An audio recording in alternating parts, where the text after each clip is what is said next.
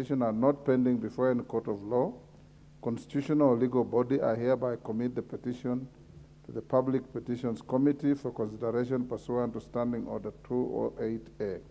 The committee is required to consider the petition and report its findings to the House and to the petitioner in accordance with Standing Order 2272. I thank you. Is Honorable Wario in the House now?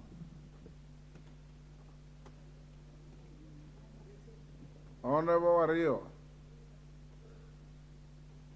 you prosecute your petition?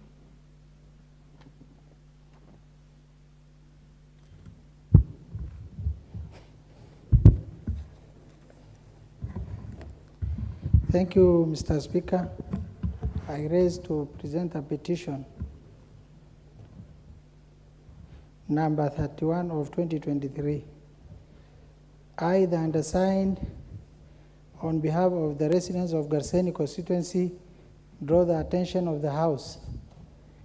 1, that the Tana Delta Irrigation Project was initiated by Tana and Athi Rivers Development Authority, TARDA, to enhance quality of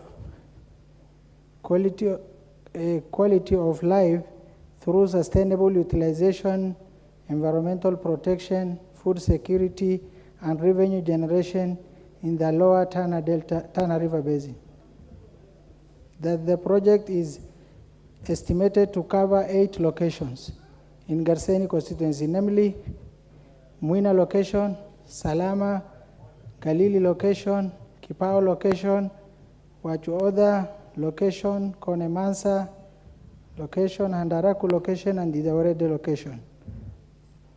That the project as currently designed will lead to great displacement of residents of the said location, destabilize their livelihood economically, socially, and politically, and further interfere with the environmental ecosystem composed of protected forest areas that are an ecological habitat for marine and terrestrial wildlife. That part of the area covered by the project is in Tana River Delta, which is Kenya's 6th Ramsar site and the only Ramsar wetland outside the rift, as declared by the United Nations Educational, Scientific, and Cultural Organization, UNESCO. That the effort by the resident to engage TARDA to review the boundaries before implementation of the project have not been successful. That the resident and that the reluctance by TARDA to conduct public participation on the project violate the national values and principles of governance stipulated in the Article 10 of the Constitution of Kenya 2010. The issue in the respect of which this petition is raised are not pending before any court of law or any constitutional or legal body.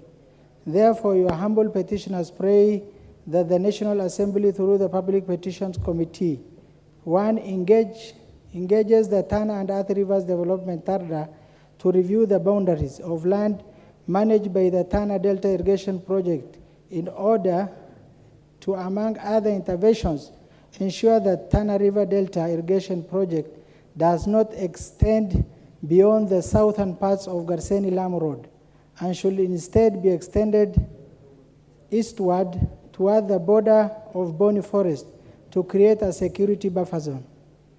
Number 2, facilitate clear demarcation of boundaries of TARDA land from the general community land.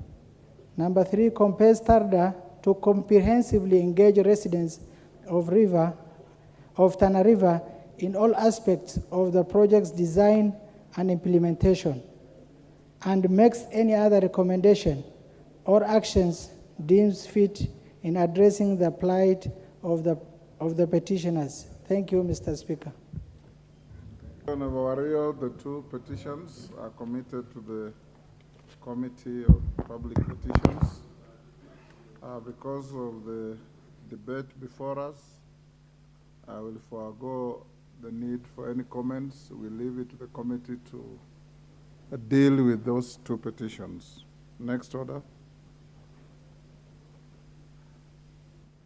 Order number 5, papers. Majority Leader.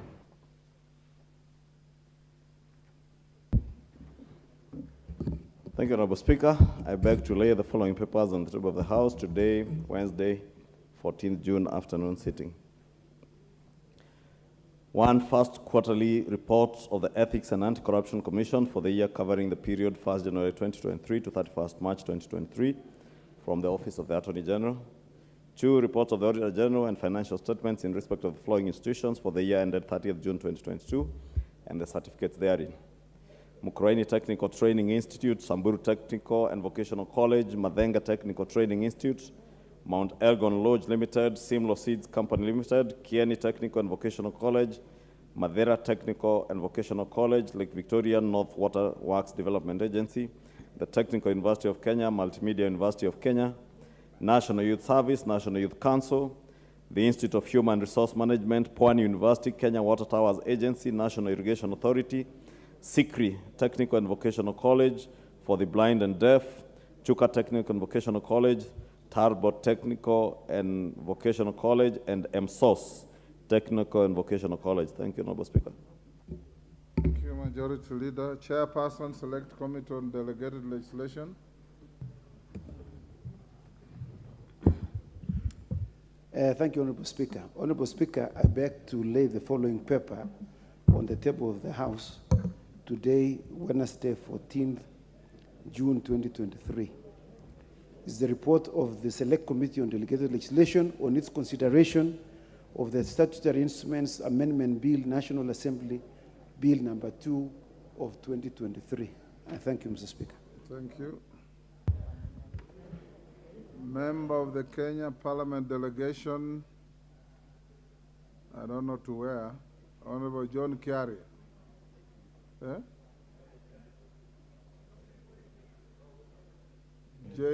John Kiari? That must be IPU delegation. Thank you very much, Mr. Speaker, for this opportunity. And I rise, Mr. Speaker, to lay the following paper on the table of 23. And the paper I'm laying, Mr. Speaker, is a report of the 146th Assembly of the Interparliamentary Union, also known as the Parliament of Parliaments, the IPU, and related meetings that were held in Manama in the Kingdom of Bahrain from the 11th to the 15th of March 2023.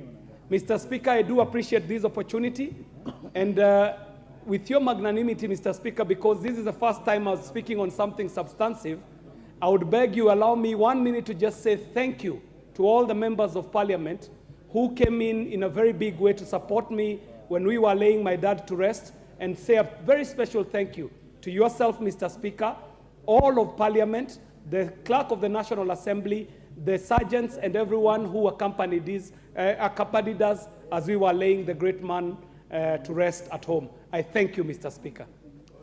Thank you, Kiari. Next order. Order number 6, notices of motion. Honorable Kiari.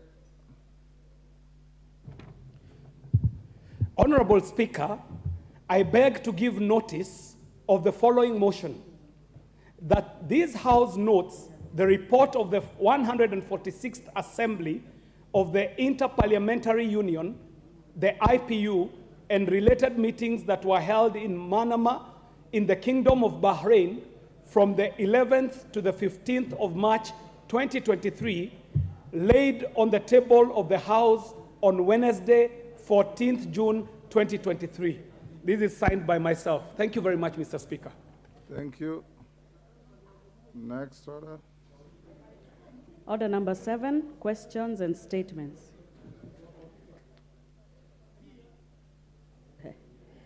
Order number 8, the Finance Bill, National Assembly Bill number 14 of 2023, second reading. My records show at the time we rose, Mishimbogo, member for Likoni, was on the floor with 4.5 minutes to go. Honorable Mishi. Thank you, Honorable Speaker. Honorable Speaker, as I said from the onset, I strongly oppose this bill, Honorable Speaker. And Honorable Speaker, I'm just citing on the increased taxation on fuel levy. And for me, if you increase fuel levy, it means the cost of production is going to be high, the cost of transportation is going to be high. It will also affect agriculture because agriculture depends on machinery, and the machinery, they depend on diesel and petrol as power. Honorable Speaker, as you know, the cost of living right now is very high, and Kenyans have been burdened by this.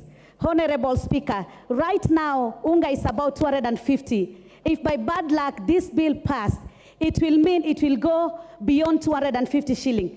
That means Kenyans will not be able to have a plate of meal. I don't know whether Kenyans are going to go back to the concept of fasting, the way the Shakahola victim have been doing, because they will not be able to put a plate to eat. Honorable Speaker, there is the issue of the turnover tax. The turnover tax before, it used to be around 1 million shilling, but now it has been reduced to 500,000. Meaning if you divide by 365 days, it means if you're making a sale of about 1,370 per day, you are going to put a tax of 3%. And these are the hustler people, the mama mboga, the boda boda, the mama mahamri. All of these people, they don't have money, they are broke, they are poor, and yet they're being told to give that kind of a taxation. Honorable Speaker, the issue of housing, I think this could be done voluntary, because right now, so many Kenyans, especially the civil servants, let's look on our humble teachers, our police officers, our KDF guys, and other civil servants who have already incurred some mortgages from other financial institutions. Others have taken loans from various banks, and yet they are being forced to pay a fund for housing. Honorable Speaker, I think it should not be mandatory, but it should be a voluntary. So many questions have been raised on this issue of housing. For instance, if a couple, both of them are civil servants, are they both going to be charged that 3%? Is 2 houses a priority for them? Maybe they would need to have only 1 house, but then because they are both civil servants, they are going to pay that taxation. Another question is, for somebody who has few years to retirement, maybe 5 or 10 years, if he pays that taxation for 5 and 10 years, what will happen? Is he going to get that house? If he's not going to get that house, where will that money go? Is he going to get that money back? Is he going to get an interest of that money? So there are so many questions which as Kenyans, we need to have been thought about it even before putting on in this bill. Honorable Chair, there is a saying in Kiswahili which says, mtu ujikuna afikapo. I know we have put a big budget, but do we chew what we cannot swallow? Let us just go gradually, because Rome was not built in a day. I know there is a lot of wastages. There is a lot of corruption. If you only look on those loopholes, on the wastages and on the corruption, and also those vote heads, which they are not that priority. I don't say that they are not important, but maybe it's not a priority. Like today in the budget, there are some offices which have been allocated, huge fund, a lot of money, big monies, and yet if you look on the function and the roles, it is not a priority.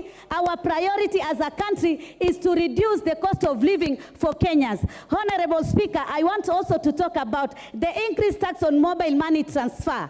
As you know right now, majority of Kenyans, I can say maybe over 70%, they depend on mobile money transfer. Even our parents in the rural setup where the banks are not there, we keep on sending money via mobile money transfer. And today, we are going to increase the taxation from 12 to 15%. That means you will pay more 3% to send money through mobile money M-Pesa. Honorable Speaker, there is also advanced tax on commercial vehicle. When you talk about commercial vehicle, you don't miss to talk about matatus, you don't miss to talk about lorries. We are using matatu. Is the fare not going to be high? It is going to be high. You want to maybe to transfer your material